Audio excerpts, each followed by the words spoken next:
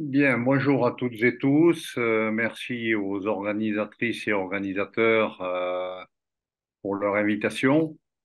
Alors, j'ai donc le triste privilège, mais aussi le grand plaisir de vous raconter synthétiquement une aventure à laquelle j'ai participé depuis ses débuts, c'est-à-dire quasiment depuis les débuts de l'école, puisqu'en fait, bon, l'implication dans ces problématiques-là de l'école d'architecture de Toulouse, qui s'appelait à l'époque l'unité pédagogique d'architecture, euh, a donc euh, a donc démarré dans les années 70, alors que l'école venait de se créer, puis après la séparation avec les Beaux-Arts et un passage rapide au lycée polyvalent, l'école a ouvert en 71 et la première crise du pétrole a eu lieu en 73. C'est donc depuis les années 70 que l'École nationale supérieure d'architecture de Toulouse s'engage dans la démarche environnementale. Alors, je vais vous parler d'une période, comme dit la chanson, que les moins de 50 ans ne peuvent pas connaître, et je vais essayer rapidement de balayer un peu les évolutions des années 70 jusqu'à ce jour. Bien, alors les évolutions de la problématique, indépendamment de l'école d'architecture de Toulouse et de son implication, on peut, bien qu'il y ait des interactions et des mouvements croisés, on peut couper ça un peu, découper ça en décennies.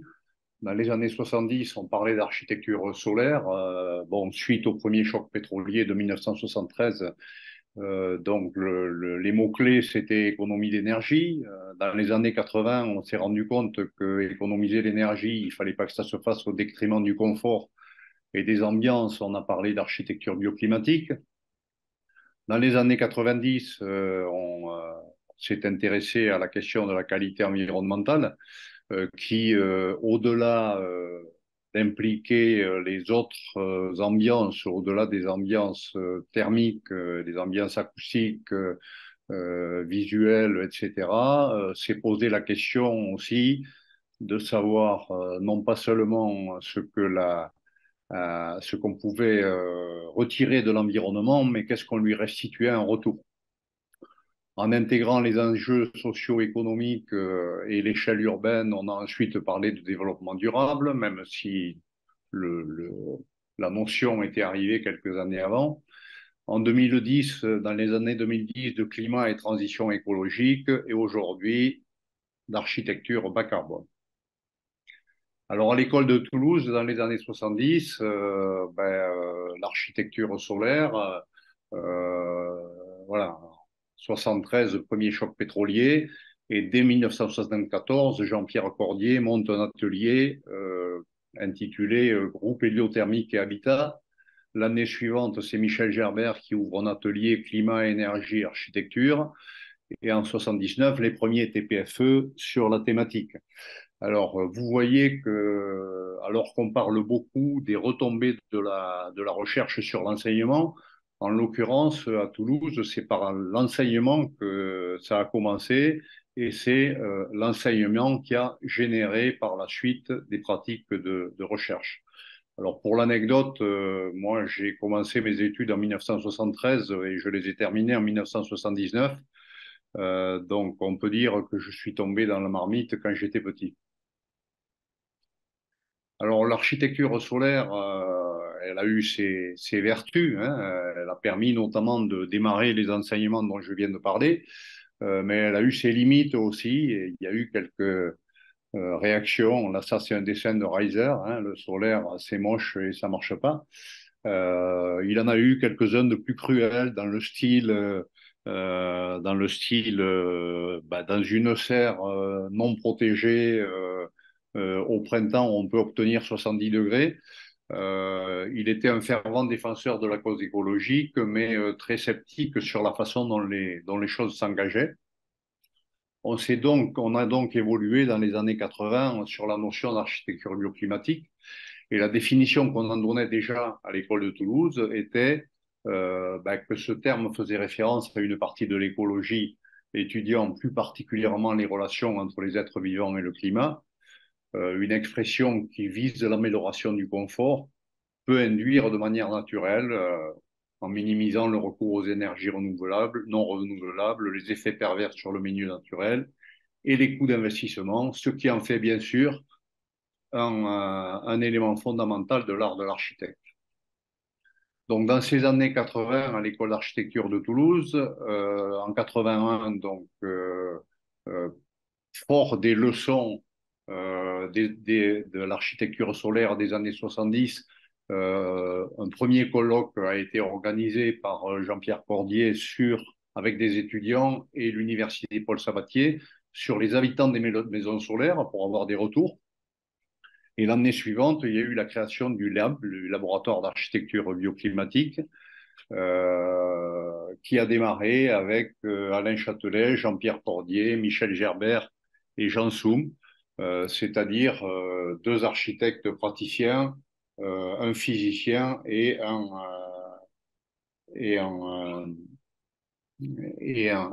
écologiste. Dès 1985, on a mis en place avec les écoles d'architecture, le réseau des écoles d'architecture, un certificat d'études approfondies en architecture. Celui de Toulouse, qui était réalisé avec l'école de Marseille, était intitulé Architecture, ambiance et énergie. Et c'est cette année-là que j'ai, après avoir commis quelques projets solaires et bioclimatiques, que l'équipe m'a appelé et que j'ai rejoint le labo, donc en 1985. En 87, un appel d'offres du ministère de l'Équipement, du Logement et des Transports. On a été lauréat de ce projet qui travaillait sur les outils d'aide à la conception climatique des bâtiments. Et on a aussi entamé la coopération internationale avec premier projet Capesco Fécube avec le Brésil, qui impliquait les écoles de Toulouse, de Grenoble et l'école des mines de Paris, et qui était intitulé Architecture climatique. La décennie suivante est passée à la notion d'environnement avec un certain nombre de définitions, mais avec l'une d'entre elles qui a attiré mon attention très vite et que j'utilisais beaucoup avec les étudiants de début de cursus à l'école, c'est que dans le dictionnaire Hachette, dans les définitions d'environnement, on trouve cadre de vie. Moi, quand on me demandait si l'architecte était plutôt un technicien ou un artiste, je disais qu'il devait être les deux à la fois, mais que c'était avant tout et surtout un acteur du cadre de vie. Évidemment, vous avez tous entendu parler de bâtiments en haute qualité environnementale, hein. La qualité environnementale signifie donc la capacité à préserver les ressources naturelles et à répondre aux exigences de confort. Ça a été mis en place par le plan construction et architecture. Les choses se sont un peu gâtées de mon point de vue quand on a mis le petit R à la démarche HQE avec des objectifs intéressants de qualité environnementale et de système de management, mais avec un peu de ce qu'on n'appelait pas encore le greenwashing, puisque ça devenait une marque et donc avec un robinet Afrique derrière. Cette démarche a eu le mérite d'exister sur un certain nombre de cibles qui sont devenues aujourd'hui des objectifs. Il y en a 22. À l'époque, il y avait 14 cibles qui portaient sur l'éco-construction, l'éco-gestion, le confort et la santé. Il y avait d'autres approches hein, aux États-Unis, en Grande-Bretagne, en Hollande, en Suisse, en Allemagne, qui portaient d'autres noms. Mais cette approche qui était appelée la démarche HQE, on trouvait à l'école de Toulouse que c'était un peu abusif de parler de démarche quand on avait défini des objectifs. Donc on a considéré que, en fait, ce qui était appelé la démarche HQE, c'était plutôt un référentiel, mais que la démarche, elle appartenait aux architectes. Comment atteindre ces objectifs? Le référentiel définissant des objectifs et la démarche consistant à atteindre ces objectifs. Le laboratoire d'architecture bioclimatique est donc devenu en 93 le GRECO, le groupe de recherche environnement, conception architecturale et urbaine, que j'ai eu l'honneur de diriger dès son ouverture. À l'international, on a ouvert le premier master européen architecture et développement durable avec l'Université catholique de Louvain-la-Neuve et l'École polytechnique fédérale de Lausanne, mais avec la participation aussi de la Polytechnique de Milan et de la Polytechnique de Catalogne. Et puis on a eu une intégration, donc une sixième personne au labo, Luc Adolphe, qui est rentré, qui avait réalisé son HDR, non pas au labo, à l'université Paul Sabatier, mais qui intégrait le labo. Et on démarrait donc avec une possibilité d'encadrement de thèse. La mienne avait déjà commencé et je l'ai soutenue après l'avoir développée au Gréco à l'École des mines de Paris en 96. Le labo a également été lauréat d'un programme PUCA qui s'intitulait Penser les rapports entre qualité architecturale et qualité environnementale. Euh, un programme de recherche qui a été très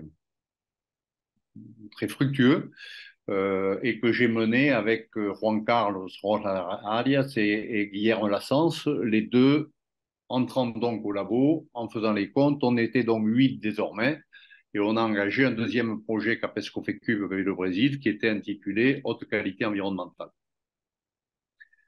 Alors, ce qu'on a appelé la démarche, c'est la mise en relation des critères environnementaux avec les paramètres de conception architecturale sensibles aux composantes du projet, en partant du principe que tout projet d'architecture et même d'urbanisme repose sur des problématiques de conception. Alors au départ, on en avait une dizaine et on a tout regroupé sur quatre problématiques centrales, l'implantation, la matérialité, la spatialité et la morphologie, qui sont toutes en fait très euh, porteuses d'attributs environnementaux.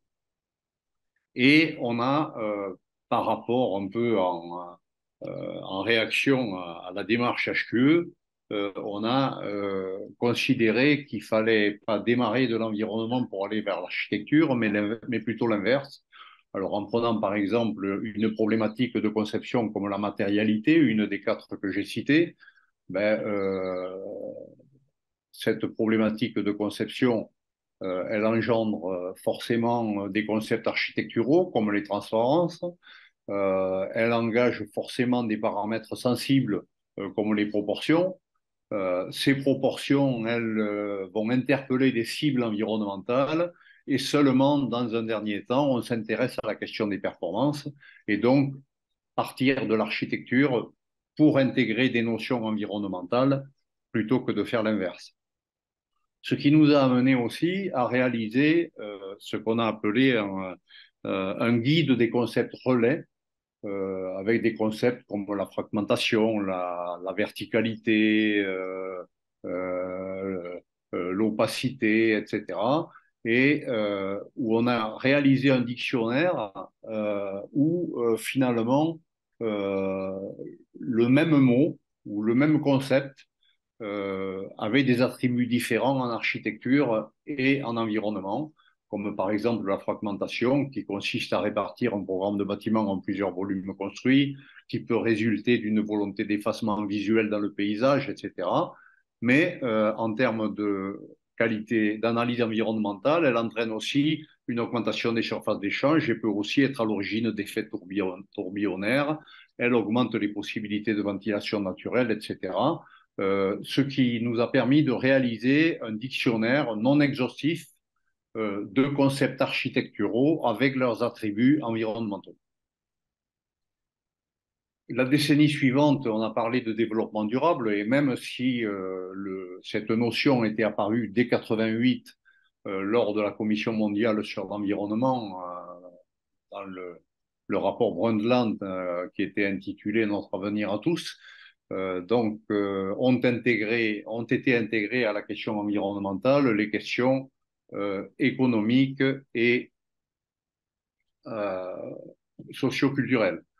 Bon, ce schéma, vous le connaissez. Le développement durable est au croisement de ces trois familles de critères, environnementaux, économiques et socioculturels.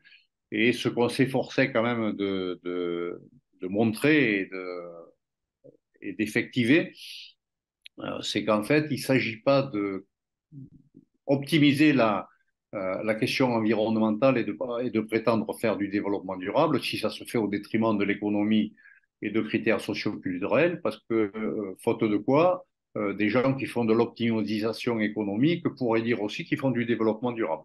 C'est une question d'équilibre et un peu une trilogie comme Necessitas, Commoditas et Voluptas, avec l'architecture au centre. Alors évidemment, pour éviter que ce soit incantatoire, le développement durable, il s'est appuyé sur quelques indicateurs. L'empreinte, bon, avec le programme des Nations Unies et des travaux qu'on a menés à l'École des mines de Paris, sur l'empreinte écologique qui permet d'estimer la durabilité environnementale et l'indicateur de développement humain qui regroupe, lui, les questions sociales et économiques. Voilà, on considère que l'empreinte écologique, elle est raisonnable en deçà de 2 hectares par habitant en moyenne, et que l'objectif d'indice de développement humain, ben, quand on remplit 80% des critères, 0,8, c'est déjà pas mal. Donc, ben, on peut considérer en fait qu'on peut avoir un environnement protégé, une économie sous-développée, un environnement dégradé, une économie développée, etc. Et on peut observer que la question du développement durable, très difficile à atteindre, elle doit résoudre à la fois, répondre à la fois à l'empreinte écologique et au développement social et économique. Bien entendu,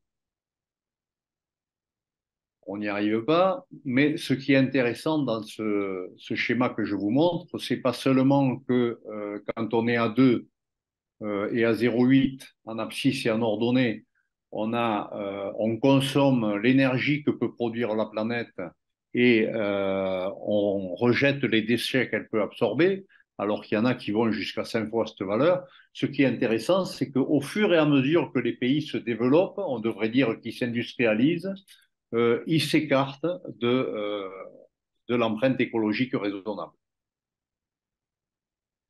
Donc, dans cette décennie-là, à l'école de Toulouse, bien, ça a été une décennie très active, où on a d'abord monté en 2000 le diplôme propre aux écoles d'architecture, à l'école d'architecture, à l'université d'architecture de Hanoï, avec le regroupement de 2 labos, dont le Gréco et PVP, que dirigeait Paulette Girard, avec une formation post-diplôme intitulée Projet urbain, patrimoine et développement durable, dont la dernière session s'est terminée cette année, puisque on est maintenant dans une logique de consortium et sur un cursus licence-master doctorat délocalisé à Hanoï en partenariat avec Rouen et Bordeaux. On a aussi organisé PLEA, Passive Low Energy Architecture. Ça, c'est la période où Frédéric Bonneau a rejoint le labo, 9e personne.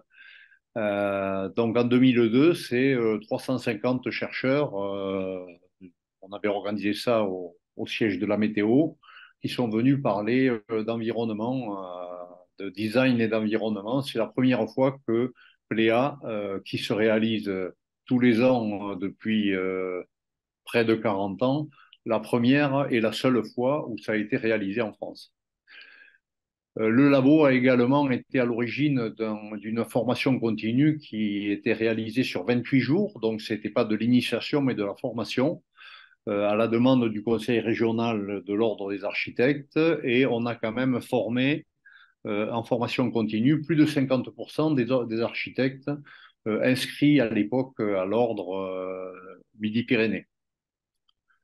Une deuxième HDR a été développée au Gréco, même si elle a été soutenue par moi-même à l'Institut national polytechnique. Et 2007, ça a été le regroupement du Gréco dans le LRA pour avoir une masse critique suffisante pour devenir équipe d'accueil de l'école doctorale TESC. Et on a également engagé le troisième projet CAPES COFECUB intitulé Ville durable. Donc, dans cette décennie-là, on s'est davantage intéressé à l'échelle de la ville, hein, le territoire, le point nodal, les ambiances, les densités, les réseaux, les mobilités, les centralités, avec des principes fondamentaux que sont la précaution, la responsabilité, la flexibilité, la résilience, et des orientations qui avaient été fixées au labo comme étant des densités équilibrées et réparties, une gestion rationnelle des réseaux, des systèmes énergétiques raisonnés, l'écomobilité et une multimodalité, une mixité sociale et diversité d'activités, et des quartiers durables et de nouvelles quartiers de polarité. On parlait de quartiers durables plutôt que d'éco-quartier parce que l'éco-quartier est un peu introverti alors que le quartier durable a vocation à être un maillage avec l'existant. Voilà. Dans les années 2010, on a parlé davantage de transition écologique et de changement climatique et ce qui impliquait le travail sur les matériaux bio et géosourcés et l'ancrage territorial.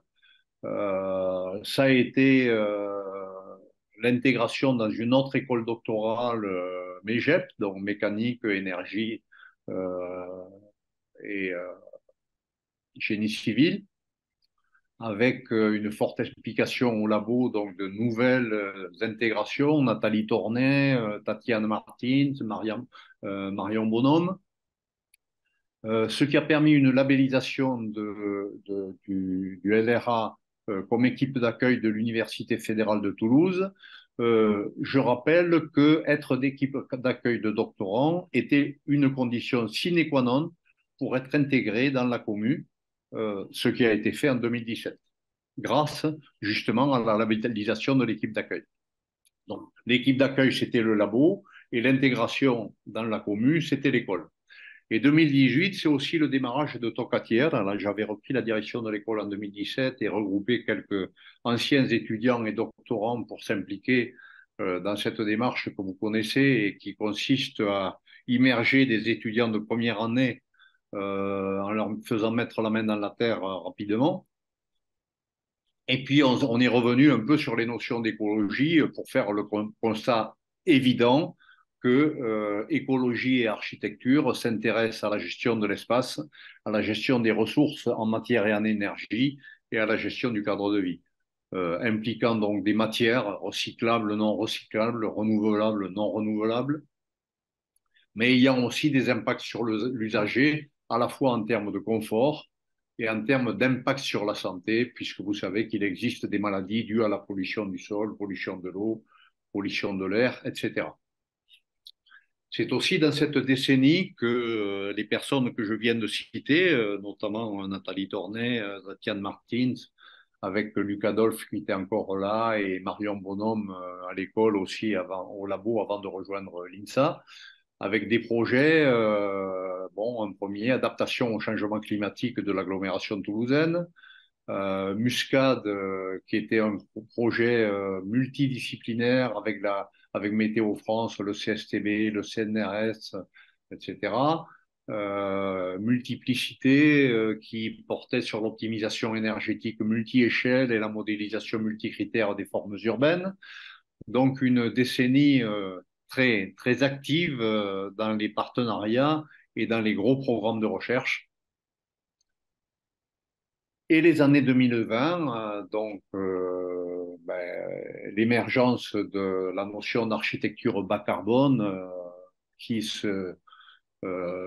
consiste à retourner un peu sur les notions du vernaculaire, sur le patrimoine et sur les notions de frugalité, avec en 2020 la création de la chaire partenariale dont parlait Rémi tout à l'heure, ressources, transition, innovation, et l'intégration par la même occasion de Meriem Bekoucha et Laurent Gaudu. En 2022, une troisième HDR, donc capacité d'encadrement sur le thème développée au LRA, même si elle a été soutenue à Jean Jaurès, c'est l'HDR de Nathalie Tornet. En 2022, on a aussi eu une implication relative aux interactions patrimoine et environnement, avec l'implication notamment de Nathalie Pratt et Marion Sartre sur le colloque CREBA, réhabilitation responsable du patrimoine. En 2023, on a profité du fait que Dominique Gauzin-Muller, qui est la cofondatrice du trio qui a lancé le manifeste pour l'architecture frugale et réalisé des ouvrages par région. Donc, on a travaillé notamment avec Frédéric Bonneau, avec Dominique, sur un ouvrage sur l'architecture frugale en Occitanie. En 2024, on a sorti un bouquin sur le parcours de Michel Gerbert. Je le rappelle parce que ce sont les héritages de la démarche bioclimatique. Et quand on a réalisé cet ouvrage, on s'est bien rendu compte que finalement, les fondements de l'architecture bioclimatique, le, euh, le recours au vernaculaire, etc., c'était déjà ce dont on parlait à l'époque. Et finalement, tout ce que j'ai décrit tout à l'heure, le solaire, le bioclimatique, l'environnemental, etc., ça fonctionne comme un système de poupée russe.